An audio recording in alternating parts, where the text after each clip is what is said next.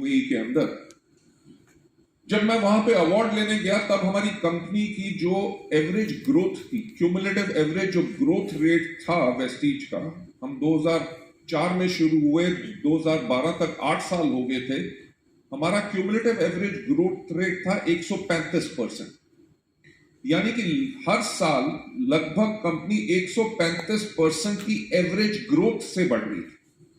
1 साल हुआ होता, 2 साल हुआ होता, 3 साल हुआ होता, प्रभु की कृपा अच्छी थी, ऊपर से कोई लीडर आ गए या कुछ चमत्कार हो गया। अगर 8 साल लगातार ये होता रहा तो यही कारण है कि कंपनी का सिस्टम जो है वो बहुत ही स्ट्रांग था, राइट।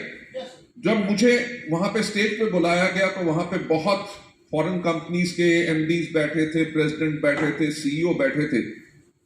तो जब मुझे अवार्ड दिया गया तो उन्होंने कहा कि आप बताइए कि कोई कंपनी 1 साल कर ले, 2 साल कर ले, पर 8 साल लगातार आपने जो किया वो कैसे पॉसिबल है। और साथ में अपने देश के बारे में आप कुछ बताइए कि इंडिया में नेटवर्क मार्केटिंग का पोटेंशियल क्या है और यहां पे नेटवर्क मार्केटिंग कैसे इतनी सफल हो रही है आपकी कंपनी स्पेशली। जब मैं स्टेज पे गया तो मैंने उनसे कहा कि मैं उस देश से आया हूं जिसको आज के दिन पे लोग इंडिया कहते हैं, पर पहले समय में सब इसको भारत के नाम से जानते थे। ऐसा हमारा देश वो है जिसके अंदर शुरू से शिक्षा यानी कि एजुकेशन के ऊपर बहुत फोकस हुआ। मैंने कहा जितना आपके देश का इतिहास नहीं है उससे कहीं पुराना 5-5 हजार साल पुराने हमारे यहां पे ग्रंथ हैं, वेद हैं, पुराण हैं, सब कुछ है।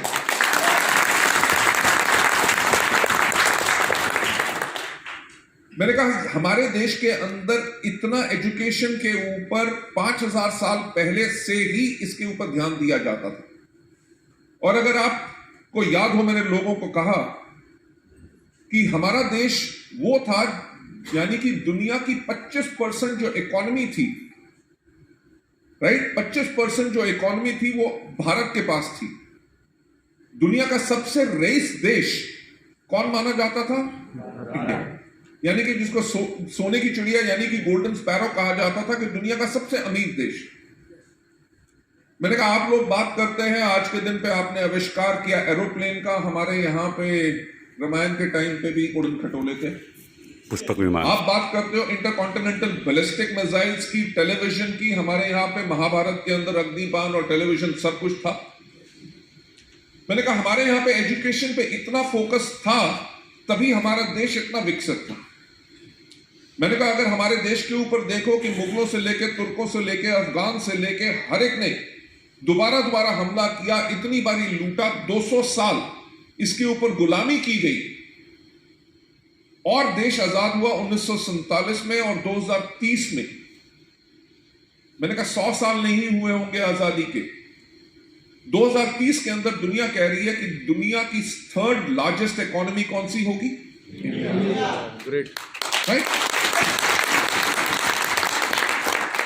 मैंने कहा इंडिया के टुकड़े काफी हुए, भारत के टुकड़े काफी हुए, पाकिस्तान भी बना, बाद में बांग्लादेश भी बना, पर वो दोनों देश जिनको इतना समय मिला जितना हमारे इंडिया को मिला है वो इतने विकसित देश नहीं बन सके, बल्कि इंडिया क्यों बना? आज के दिन पे अगर आप देखो गूगल से लेके, पेप्सिको से लेके, माइक्रोसॉफ्ट से लेके दुनिया की बड़ी बड़ी बाटा तक कंपनी के सबके दुनिया के हेड कौन है? Indians. NASA, Microsoft and Hewlett Packard, her company के अंदर सबसे ज्यादा एम्प्लॉयज कौन है? Indians, right. डोनाल्ड ट्रंप ने पीछे जो इलेक्शंस जीते थे, जब पहले वो प्रेसिडेंट जब थे, उन्होंने इलेक्शन किस बात पे जीते थे कि इंडियंस को हम वीजा नहीं देंगे ताकि गोरों को उनके देश में नौकरियां मिल सके। पर ये बदलाव कैसे आया? वो बदलाव इसलिए आया क्योंकि जब से इंडिया आजाद हुआ तो इंडिया ने एक चीज के ऊपर फोकस किया, वो है एजुकेशन। वो कहते हैं ना कि पढ़ेगा इंडिया तो बढ़ेगा इंडिया, राइट। छोटे छोटे गांव में आज के दिन पे स्कूल हैं, बच्चों को फ्री मिड डे मील्स दिया जाता है, लड़कियों को फ्री साइकिल से लेके यूनिफॉर्म से लेके किताबें तक। वो इसलिए क्योंकि अगर देश एजुकेटेड है तभी देश बढ़ेगा। और मैं वही आपसे कहना चाहता हूं कि जब हमने वेस्टीज को शुरू किया हमने एक चीज के ऊपर फोकस किया कि अगर वेस्टीज के डिस्ट्रीब्यूटर्स एजुकेटेड होंगे तभी जाके वेस्टीज एक पावरफुल कंपनी बन सकेगी। सिर्फ मार्केटिंग प्लान या प्रोडक्ट बेचने से तो लोगों को घोड़ों की रेस में आप दौड़ा दोगे, उनमें से आगे कैसे आना है लोगों को जब पता ही नहीं होगा। क्योंकि हमारे देश में क्या होता था, नेटवर्क मार्केटिंग के अंदर या डायरेक्ट सेलिंग के अंदर लोग कहते थे जी आग लगा दो, गो क्राउन, तुम कर सकते हो। कहते तो थे कर सकते हो, पर कोई सिखाता नहीं था कि कैसे। जो आपकी एंटायर लीडरशिप आज के दिन पे आपके लिए कर रही है और जो वेस्टीज के एजुकेशन सिस्टम ने किया, उसने यही किया कि आपको सिखाया जाए कि आप कैसे इसमें काम कर सकते हैं। लेडीज एंड जेंटलमैन, किसी भी व्यक्ति को आगे बढ़ने से पहले सबसे इंपॉर्टेंट चीज क्या है, उसकी एजुकेशन। अगर वो एजुकेशन को लेता है, अपने अपलाइंस के तरीकों को फॉलो करता है जो सफलता के तरीके हैं, तभी जाके आप लोग इस सिस्टम के अंदर बहुत आगे बढ़ सकते हैं और अपने लिए स्टेबल इनकम ले सकते हैं। आपने देखा है कि वेस्टीज के अंदर कितने ऐसे लोग हैं जो आज के दिन पे इस दुनिया में नहीं है, बल्कि उनके परिवार के अंदर लाखों रुपए की आमदनी वेस्टीज से अभी भी जा रही है। राइट? वो काइंड ऑफ सिक्योरिटी आपको वेस्टीज से मिलती है। वो एक व्यक्ति, दो व्यक्ति नहीं, कई 100 ऐसे लोग हैं जो सिस्टम के अंदर आप काम कर रहे हैं, उसके अंदर इस तरह की फिंगर्स सिक्योरिटी है। और उस सिक्योरिटी को पाने के लिए आपने करना क्या है, आपने अपने आप को जितना एजुकेट करेंगे। जो मैं एक चीज हमेशा कहता हूं कि अगर आप सोचते हैं कि हमारा बिजनेस प्रोडक्ट बेचने का बिजनेस है, तो आपकी सोच गलत है। अगर आप सोचते हैं कि हमारा बिजनेस लोगों को डिस्ट्रीब्यूटर या मेंबर बनाने का या टीम बनाने का बिजनेस है, तो आपकी सोच गलत है। हमारा बिजनेस सिर्फ एक चीज का बिजनेस है, जिसको हम कहते हैं business of leadership.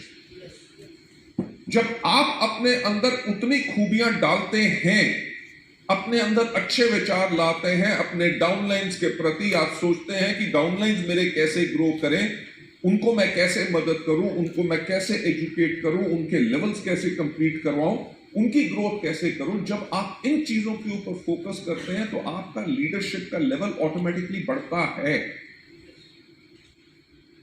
Double crown director होना या क्राउन डायरेक्टर होना एक अचीवमेंट का लेवल है, शायद वो लीडरशिप का लेवल ना हो।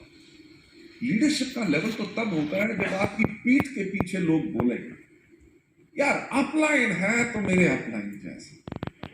राइट?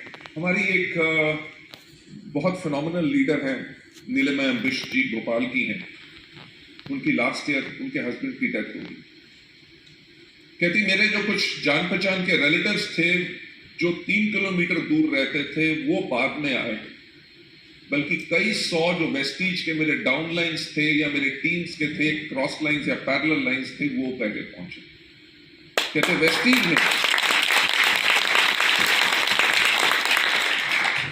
कि ये सिर्फ एक चेक कमाने का बिजनेस नहीं है, ये बिजनेस सर अब पता चला जब उन्होंने कहा कि ये बिजनेस है एक्चुअल जो हम लोगों के साथ दिल में करते हैं। सो लेडीज एंड जेंटलमैन, मेरी आप लोगों से यही रिक्वेस्ट रहेगी, and I am really happy कि आप लोगों का ये जो 2 दिन का सेशन रहा, जिसके अंदर आपने बहुत कुछ सीखा।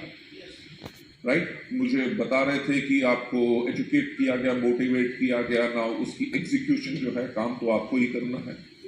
राइट? जो हम वेस्टीज के अंदर हमेशा बताते हैं कि हमारे पास वो एक रास्ता है जो आपको सफलता के ऊपर लेके जाता है, और उसके अंदर अगर इतने लोग आज के दिन पे इन 17 सालों में सफल हो चुके हैं, तो आप भी क्यों?